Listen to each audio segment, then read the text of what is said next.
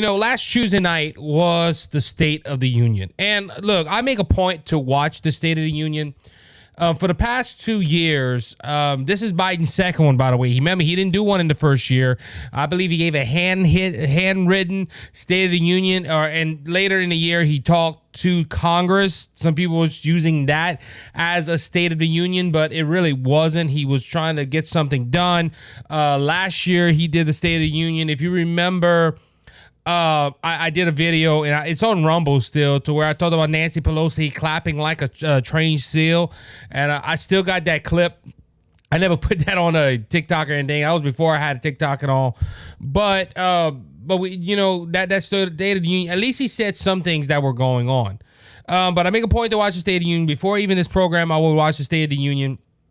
And ladies and gentlemen, by far, this was the worst State of the Union by a sitting president of the United States. Why am I saying this? Because you had a president, and I've never ever seen this before. You had a president trying to convince the American people that he's doing so much good, and campaigning and lying and attacking, lying throughout the whole thing, and then attacking the opposite party, ladies and gentlemen. Joe Biden made some claims last night that I was just, boom. I was just like, wow, how can you make that claim? Now, ladies and gentlemen, we had some news organizations that went ahead and looked at it and summarized it, and I thought that would be the best way for me to present this, because yesterday I didn't remember everything that went on. But ladies and gentlemen, Biden just, look, the whole 70 minutes that he spoke, I think it was 72 minutes, it was nothing but lies, lies and slanders of the GOP party. That's all he did. All he did was lie. And all he did was slander the Republican Party, to one point where Marjorie Taylor Greene, in Marjorie Taylor Greene's fashion, screamed out "liar." Ladies and gentlemen, he got booed multiple times. He even made a statement about McDonald's and capping off, and he exposed them, and the Republican Party was just like, you're not, it's not right. But we're gonna go ahead and look at a few things, and the article that I'm pulling from is from the Daily Wire. The Daily Wire titled this "Grading Biden's State of the Union."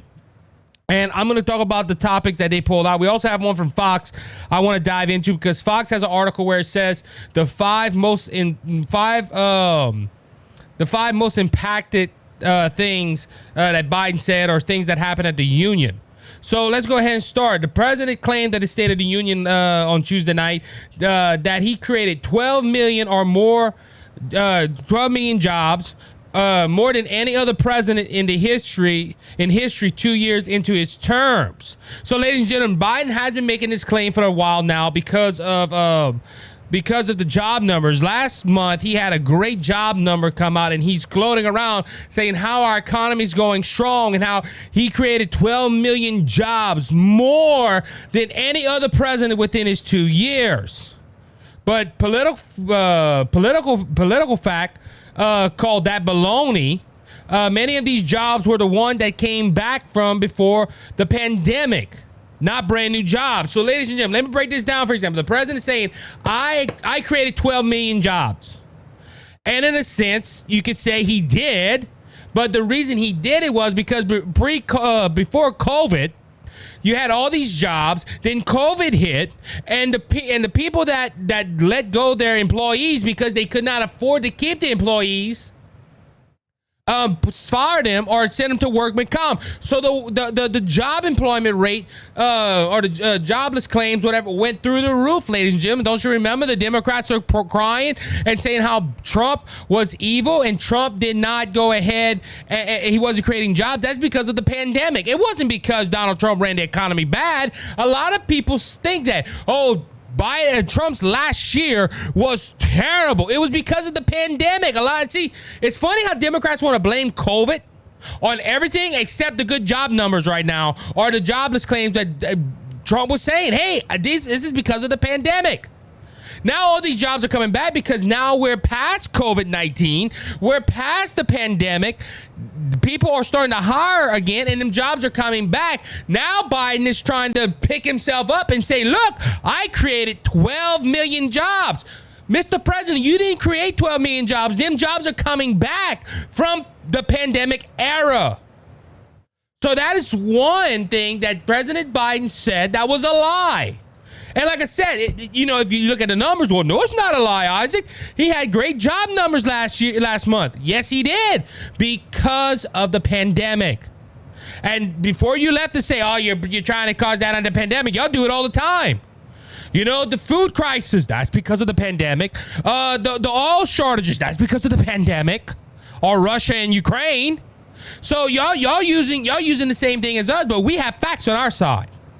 Also, Biden took a jab at energy. Now, if you're in Louisiana, which majority of my audience is, this should concern you. Biden, first off, is anti-energy. He does not like big oil. He doesn't. He does not like talking about big oil.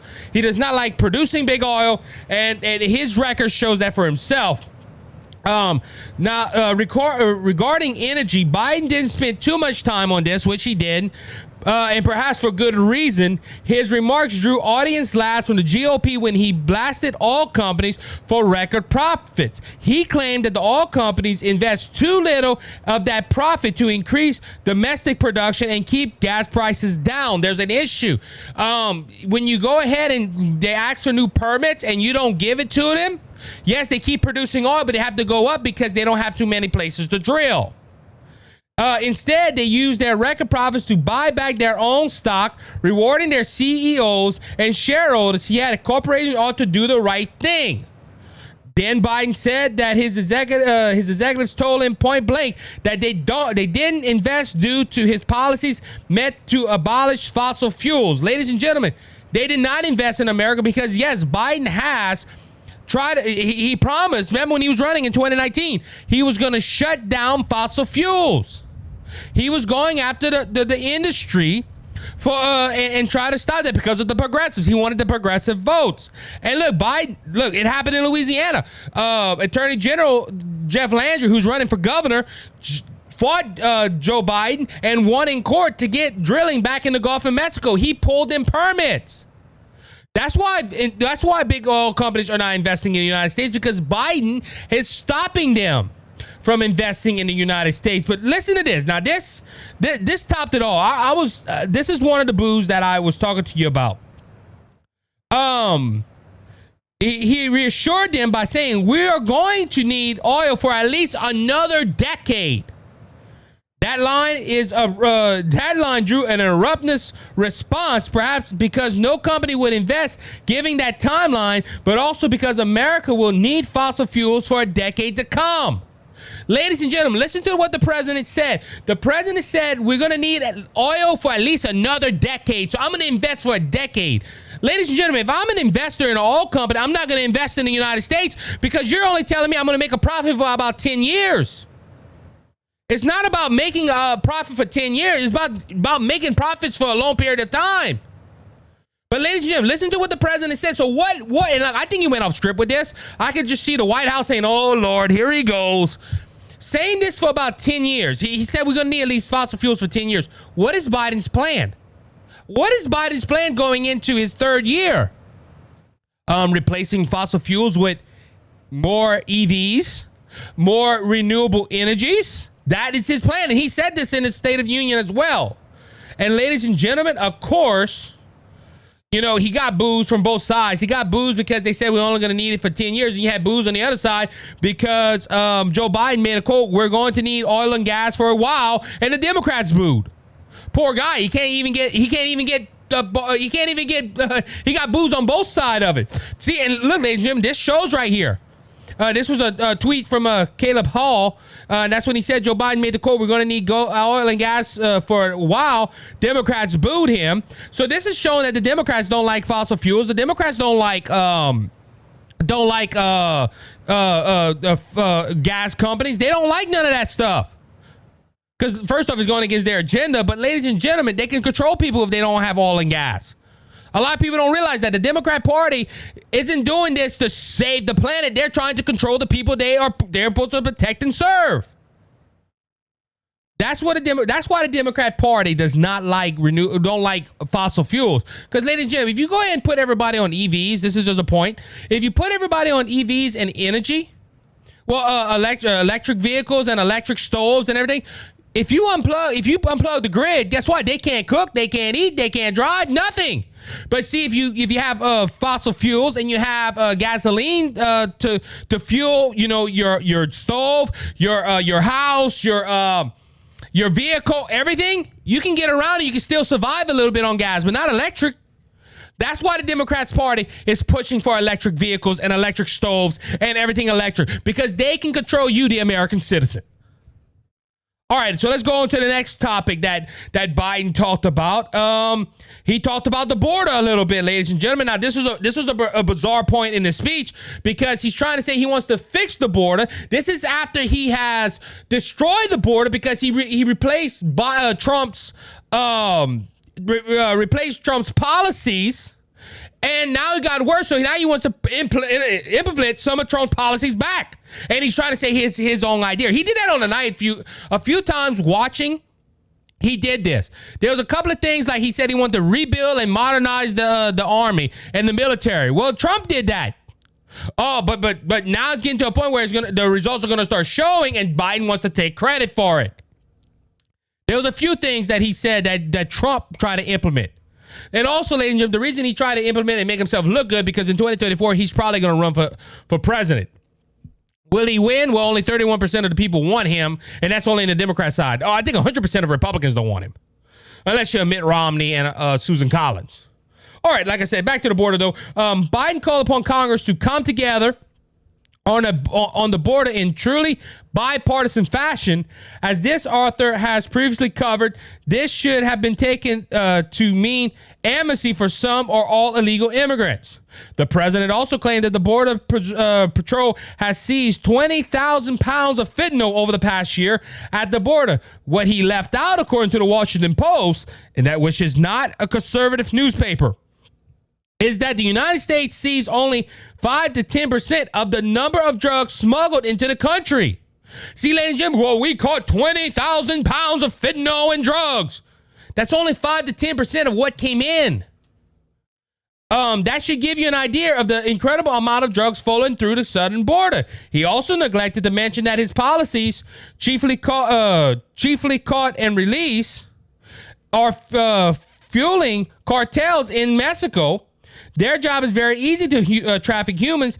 They just have to train their clients, poor individuals selling out hundreds, if not thousands, on what to say once they get over the border. Then those illegal aliens are released into the United States internally. So, ladies and gentlemen, Biden is not, look, you know who's going to stop fentanyl? You know who's going to stop illegal immigration? Build a wall. Build a doggone wall. That's what's going to stop fentanyl. That's what's going to stop things happening in this illegal immigration. Build a doggone wall. That's what's going to stop the illegal immigration and things that are happening in this nation. That's what's going to stop. Foreign policy. He did not mention China too much. All he mentioned was China, that he blew down their balloon. Ladies and gentlemen, and look, Biden decided to talk about China fresh off the Chinese Communist Party sending a spy balloon that traveled the entire United States continental states. The commander-in-chief claimed that China was no longer increasing in power and that America was no longer following in the world. Of course, the balloon incident was entirely embarrassing for the United States. China has eaten our lunch, particularly as it has ramped up its domestic fossil fuel production, while America has worked to make us dependent on foreign oil and gas. That's his problem. Now, look, ladies and gentlemen, he has talked a lot about. Let me say it like this, because there's a lot more things we can cover. But ladies and gentlemen, President Biden's speech, as I said, was full of lies. All of it was lies, ladies and gentlemen. Look, he did have some legislation success this year. Because, listen to here, because of Rhino Republicans. The infrastructure bill, the CHIPS bill, and all this stuff. He did have some accomplishments thanks to Rhino Republicans. But ladies and gentlemen, this president right here, all this was a campaign speech. It did not talk about the State of the Union. It talked more about his promises of what he was going to do, and he wanted to finish the job. I believe that's going to be his slogan for 2024. Let's finish the job. But ladies and gentlemen, he can't finish. This man lies. This man lies so much. I think he thinks he's telling the truth up there. Remember, these are speechwriters that are telling him what to do. And ladies and gentlemen, this is an embarrassment to our country. The guy that they graded, and I was going to go into another article, but I think that'll be enough for today. The writer of the article gave him a D+. I say this was an F, a flat out F. Because, ladies and gentlemen, the president didn't try to unify, because we didn't even dive into that. Him attacking the GOP and him talking about how they wanted that, which I'm going to mention that right here, because there was one point in the speech where he goes ahead and says that the Republicans want to cut Medicaid and Social Security, and there was boos, and you had the Republicans saying you lie. You had Kevin McCarthy in the back saying lies, not true.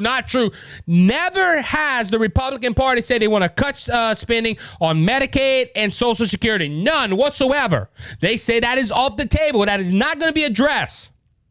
But the Democrat Party always goes back to that, and that's why I call this a campaign speech. And this is why I said this speech was full of lies. And the speech was full of attacks on the Republican Party, which means that this was not a State of the Union. This was a free political speech, and that he knew most of Americans would watch it. And because of that, he took advantage of it. And ladies and gentlemen, this was not the State of the Union. He did not go ahead and try to spark unity. Remember when Trump's last one, you got to make unity. Please get the United States, get the people united. They didn't call for unity on this one. This speech caused division, and it was diverse. It was an F. My grade is an F, and this is wrong right here. Full of lies. Why? And look, I still ask that question. I'm glad some of the Republicans stood up and said lied and called him out. Because, ladies and gentlemen, this was by far the worst State of the Union in my lifetime that I remember, and it is sad that we have a president that rather go up and lie to the American people on national television instead of taking the blame, which we're going to talk about that later on.